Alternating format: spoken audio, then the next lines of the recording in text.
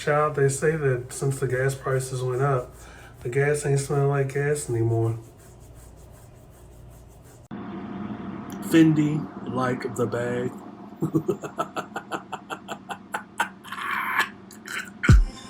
This is the I Refuse podcast.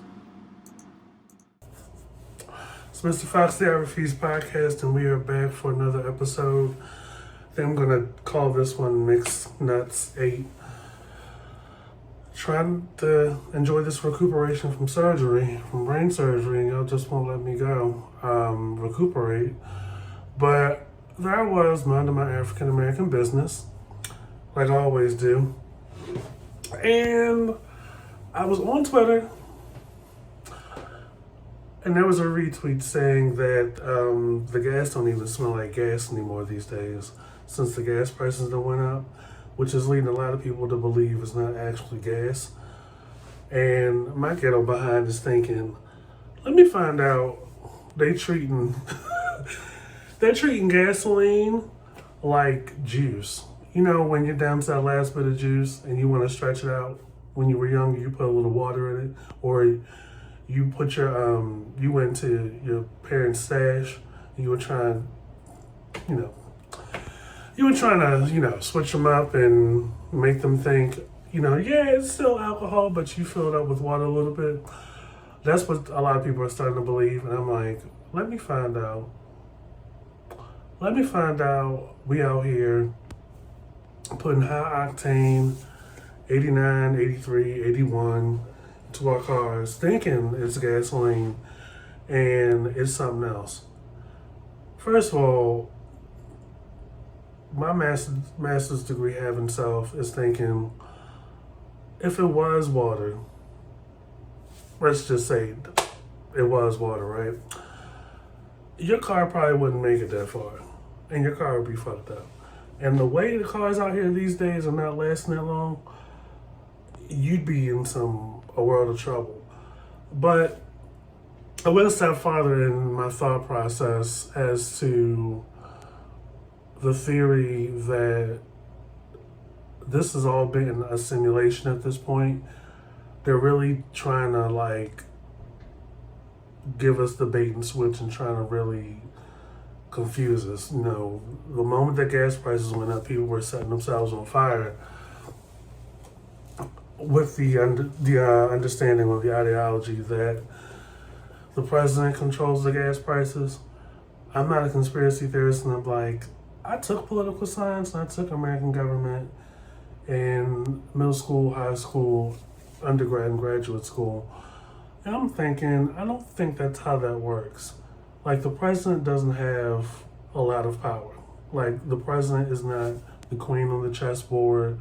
The president ultimately is in the middle of two parties trying to bring both of them together to get initiatives going.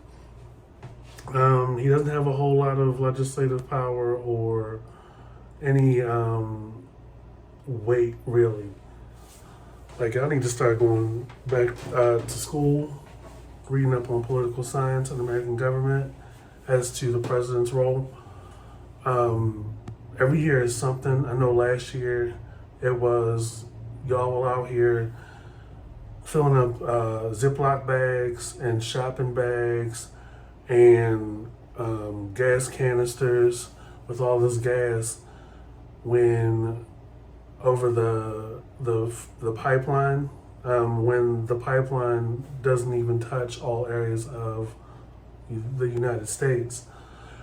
But every time there's a shift in gas prices, y'all blame the president. And on top of that, it's there are still a subset of people out there that think or believe that, Trump is going to come back in the next couple of years. And although he's out here campaigning and stuff, it's a lost cause at this point. Sorry to say, with the history of the last 2 or so presidents getting double terms, Biden's probably going to get another term. He did talk a whole lot of smack on the front end and, about we're going to cancel student debt. There was a whole conversation about that. People that have none were up in arms about people really wanting it to be done. And coming down on people that have it.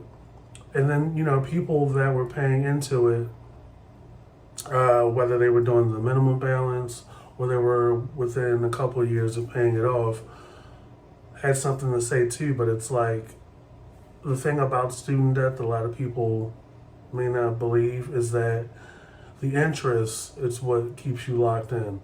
Like, you can be well ahead of the curve with your payments, but that interest is always going to be there. And from what I've seen from other cases of people who pay towards their student debt, the resulting balance is always more than the debt sometimes.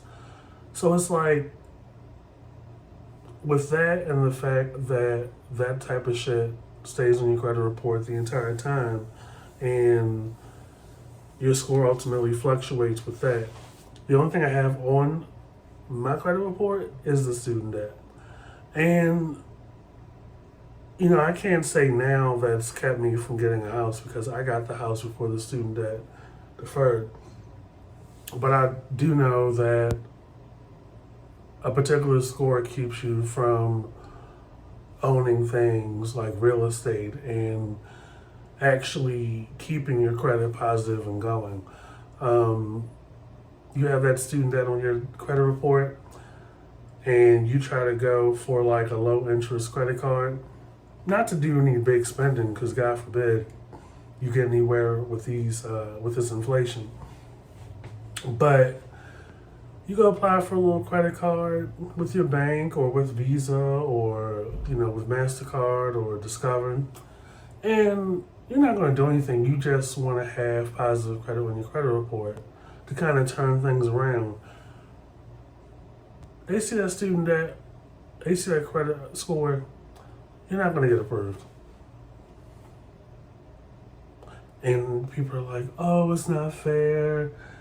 You want to cancel your student debt, but you want fair, go to a carnival. What trips me out is that people got all this time to be in other people's business. And trust and believe, those of us that have the business that you're interested in for moments or performative measures are not worried about you. A lot of y'all are taking out student debt for schools that aren't even regionally accredited. Like, why is it called Phoenix University if it's in California? And why is it a business office? Y'all will learn. Like, y'all keep going to these kind of schools. I learned pretty much the hard way. So back in 2006, when I was working part-time in Norfolk, I applied to go to ITT Tech. It wasn't anything real serious. I didn't think that much of it. It was pretty simple. Go a couple of hours, a couple of nights a week. And it looked like a business office. And, Navian or Sally Mae at the time accepted ITT Tech as a school, I guess, to make the loan official. And I went for a semester. Came back to Maryland during Christmas break and got stranded. So I couldn't go for the next semester. Long story short, even though I only went for a couple of months, I signed for essentially like 6 months of debt. All that paperwork you sign on the front end locks you in, whether or not you complete the full run, which I think was like 6 months or 12 months. So you take responsibility for the whole amount of the debt, even though you went for like one semester. So that followed me until the government finally realized, ITT Tech isn't really honoring or as promising as the commercials led everybody to believe. And I think Everest was no better. That's probably why you don't see any more Everest commercials. So once ITT Tech got phased out, the debt, the debt got canceled.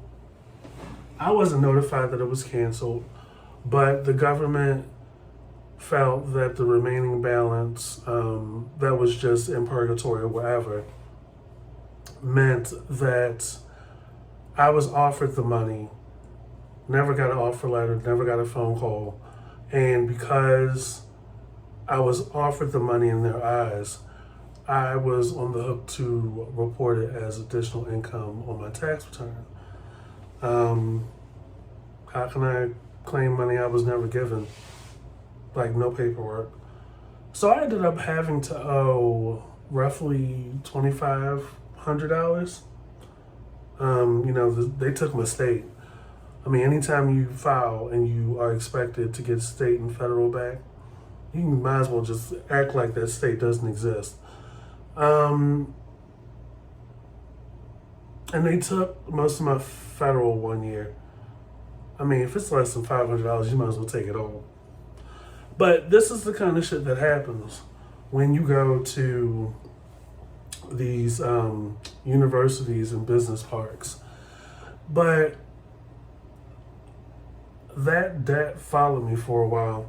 And then I finally got a chance to go to a major university. But I had to go to community college first. I essentially had to start all over, even though I had 50 some odd credits from an online school. That's another thing. Online schools, you live and you learn. When you're 18, 19 years old, you just want to go to college and you're in the military, you're like, okay, I'll just go to a self-paced kind of college or university that's online. The campus isn't local while I'm doing my, military shit. I started going there, was knocking out 4 or so classes in 6 months, did the proctor exam as directed. Was doing pretty well. It wasn't until after I left the military I was like, oh, okay, this isn't going to work because things are not as structured anymore. They kept me enrolled, but wouldn't approve my job bill the last 6 months. Then they ultimately kicked me out. But the thing about when you go to these business park universities and these online universities is a lot of those schools and universities are not accredited, which means some or most or all of your credits won't transfer to like a 2-year, a community college, or a 4-year. Of the 50 or so credits I earned, only 21 were transferable to the community college. So I essentially had to start all over. Take some remedial math and science, had to do an entry exam, the whole thing. And I'm like, I know I'm not slow. So, for all y'all out there that are like harping down on us, looking at Biden to fulfill his promise, not to like even cancel the whole thing, because we knew that wasn't going to happen. That was all smoke and mirrors, and that was all talk. But not even 5 or 10,000, which will probably just cover interest for a couple of months, but you still have to pay the remaining principal. Mind your business. Like, touch a blade of grass, go fly a kite, go make a sand castle somewhere. Do something to get up off of that couch from scratching your balls and stuff.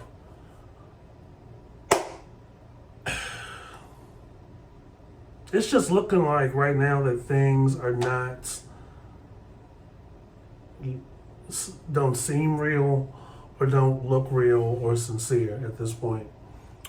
When I saw the tweet about gasoline is not smelling like gas right now, and gas in some areas on the East Coast are upwards of like $6 or $7.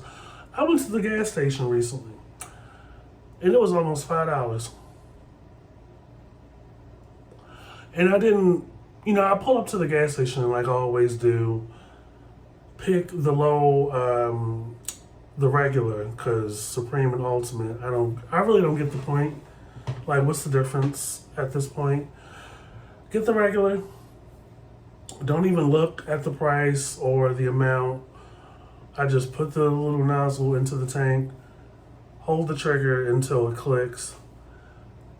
Then I go, turn around, push the little lever down, and just as I put the little nozzle back into the clicker, I look at the amount and I'm like, God damn, I don't have a big redneck truck like I see out here. I don't have a motor coach. I don't have a Cadillac. I don't have a Jeep. I just have a little yang compact SUV hybrid. And I shit you not, that thing was well over $40. I said, this is some bullshit. Now, thankfully, I don't have to go physically go into work anymore. Your girl got, remote, designated outside commuting area remote. So I'm not expected to go in. And it was right on time because, God forbid, I be in a cashier's cage with other people that may or may not believe in the science and will cause any kind of trouble. And then on top of that, people use the bathroom in the building and leave without washing their hands. And my building, my agency, where I work, you got people coming in from all over. So I don't need that kind of stress right now. I don't need unmoisturized, unbathed people around me questioning what should be done and, basically proving to the rest of us that we are literally the cesspool in the world right now. But that tweet fucked me up a little bit. I was like, it's not like I go to gas stations smelling gas. I mean, the last time I went, it smelled like gas, although it wasn't as strong. You know how you're pumping the gas and then it clicks, and then as you take the nozzle out of the tank, a couple of spills, post gas fill spills just kind of go all over the place. It smelled like gas to me. It wasn't as strong, but it doesn't mean it's not gas in my mind. I know y'all like to get on Twitter and just say whatever to get people all riled up. And you got some people on these social medias that take tweets as news, like from unverified, uncredible people.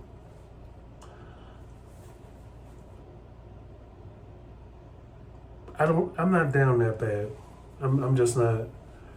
Like, having a social media account is not a personality. Like, what are y'all doing? What are y'all doing out here? I know it's hot. It's warm here. It's an easy bake oven where I am. I'm keeping my ass in the house, staying away from people, and keeping it like I normally do. So there I was on Facebook. I have a Facebook account. I might log out of it. Y'all really thought those people tripped Tom Hanks' wife? I watched the video like 3 or 4 times. That lady was walking in heels and wasn't paying attention when the sidewalk changed from concrete to the metal fencing that's all over the place in downtown areas. And she stumbled on her own. Not even the closest guy to her had bumped into her, had his hands around her or anywhere near her. But Tom Hanks went off. Knee-jerk reaction again, that's your wife. But you didn't even make eye contact. Didn't even check on her.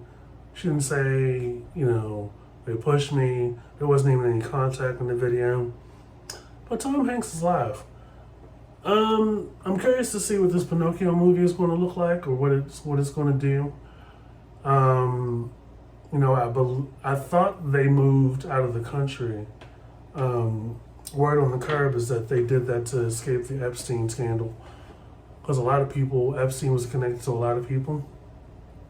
Although the news story allegedly was that they left, I think before he caught COVID, and then he found out he had COVID or something like that.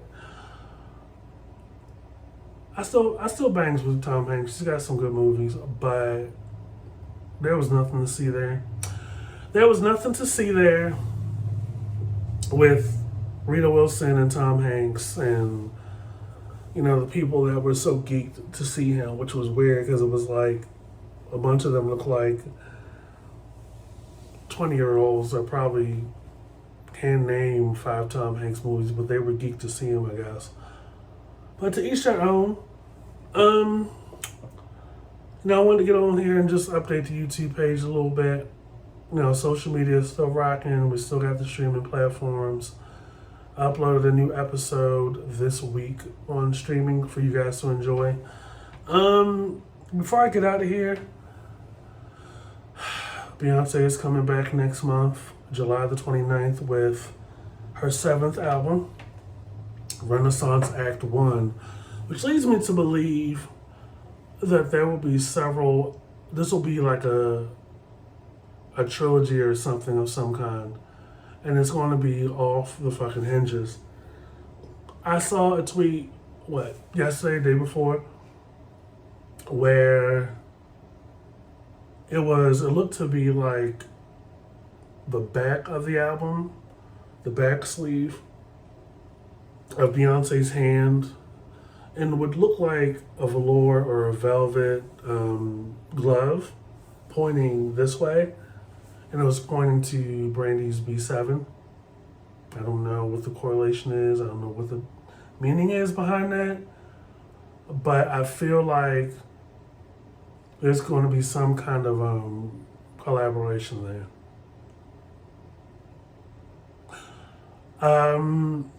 Beyonce has been hinting, and I believe Harper's Bazaar a couple months ago, about the album. She wants us to dance and move. I'm thinking this album is going to be some kind of space disco pop album. I need something a little more lighthearted. Lemonade was amazing, but very heavy. And she covered a lot of ground with that album and the movie. I still say the album wouldn't have popped as big without the movie. But nevertheless, her 7th album is expected July the 29th. She's already scrubbed her social media, her media across platforms. The pre-order is already available. I'm officially back on Apple Music, so I will be listening to that when it comes out. I don't know what the rollout's going to look like, but it'll be interesting to see how it'll play out. I don't think it'll be a surprise. Well, it's not a surprise at this point, like she did with her 5th album, but she's already shaking the table, and she hasn't even dropped anything but the name of the album, which is Renaissance. I know Zachary Campbell is going to be falling out of his chair at the news, and I'm sure he's going to do a video about it. This is Mr. 5 Star Reviews podcast. Be sure to follow and subscribe wherever you see us. We're here on YouTube, but we also are on other streaming platforms. We also have a Twitter, I Refuse Podcast, Instagram, I Refuse Podcast _ between the words. Also have a Facebook page, same as Instagram. What else do we got going on? We have weekly episodes on YouTube, on the YouTube channel, which is here, and we have weekly episodes on the streaming platform. I might take a month break. I might take July off and come back in like September. Really enjoy my summer. I'm going to be traveling a couple of times I'll probably be doing more content on YouTube over the summer, just showing y'all where I'll be. Um, so yeah, so stay cool, stay hydrated, mind your business, keep your eyes on your own paper, and we will catch you guys later. Peace.